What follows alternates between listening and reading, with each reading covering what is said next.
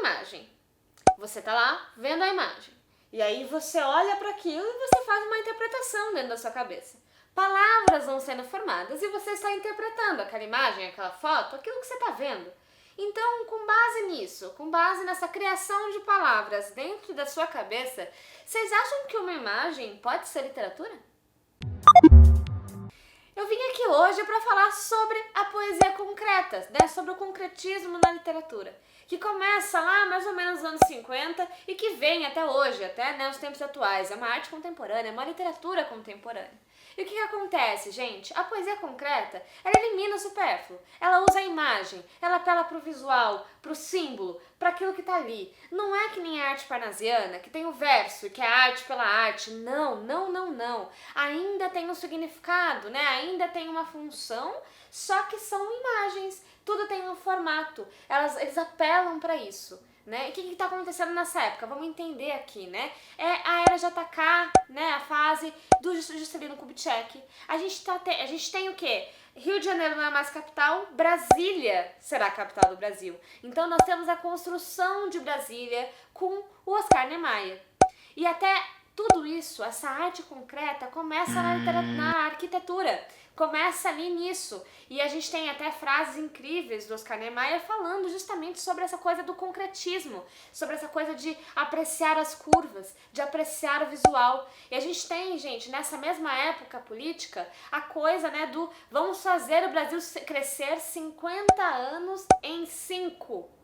Então, nós temos uma geração que quer ser rápida, que quer ali, ó, vamos falar aqui o que está acontecendo e que vai se inspirar na cidade, vai se inspirar na forma para passar a literatura, tá? E o que acontece? A literatura deles é baseada única e exclusivamente não no eu, no outro. Por quê? Porque tudo vai depender do que o leitor vai interpretar. Vai depender da interpretação do leitor perante aquela obra.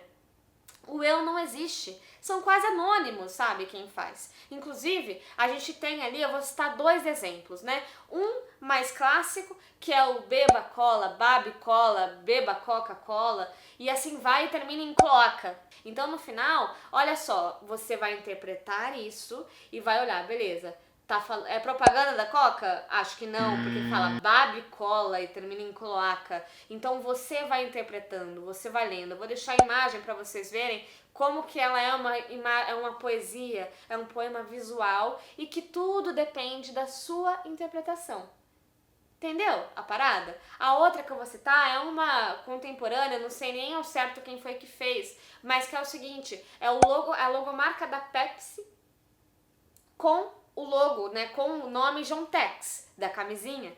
E o que acontece? Você vê aquilo e aí você fala, bom, beleza, é uma logomarca, só que quer dizer que a John Tex, que é uma camisinha que não permite passar doenças sexualmente transmissíveis, então ela não vai deixar a Pepsi passar porque é uma coisa ruim, né, e tal. Então, assim, tudo depende da interpretação do leitor.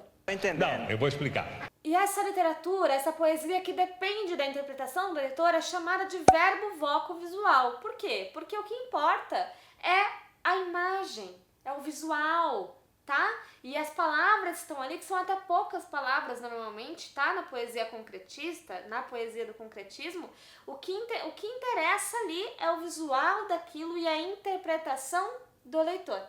A gente tem, gente, 3 expoentes ali, 3 caras que eram considerados, né, os que começaram, os precursores do concretismo no Brasil, na literatura pelo menos, que eram os irmãos Haroldo de Campos e Augusto de Campos e o Décio Pignatari, que inclusive é o autor ali da poesia que eu falei da Coca-Cola, beba cola, babe cola, cloaca, tem umas coisinhas no meio ali. Então esses 3 são os 3 caras principais da literatura, do concretismo nessa época. E só para finalizar, como é uma arte que vai até o final, né, que tá até agora rolando, né, começou nos anos 50 mais ou menos, mas tá até aí rolando, apesar contemporânea, inclusive em 62 criaram, né, foi criada uma coisa chamada poesia praxis, que era Vamos pegar a base aqui do concretismo, mas vamos dar o valor que a palavra merece. A palavra que tem um valorzinho, vamos ligar para esse conteúdo, não é só o que o leitor identifica. Vamos também colocar um valor simbólico na palavra.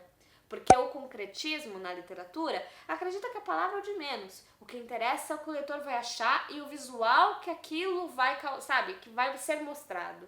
Então a gente tem também essa poesia praxis, que também é considerada uma poesia concretista, porque usa o visual, usa a base do concretismo, mas acredita que a palavra tem um significado, tem uma força maior do que normalmente os concretistas falavam que era. E acabou, gente, essa é a poesia concreta. Então, sempre que vocês virem uma poesia com um visual, com uma imagem, com um formato, né, que tira o verso, vocês vão saber que é uma poesia concreta. E como a galera do Enem gosta, hein? Gosta da poesia concreta. A gente tem também outro nome muito expoente nessa literatura que é o Ferreira Goulart, né? Que sempre faz aí umas coisinhas. Ok? É isso. Até a próxima aula. Não se esqueça de se inscrever no canal e de resolver um exercício aqui com a gente. Tchau!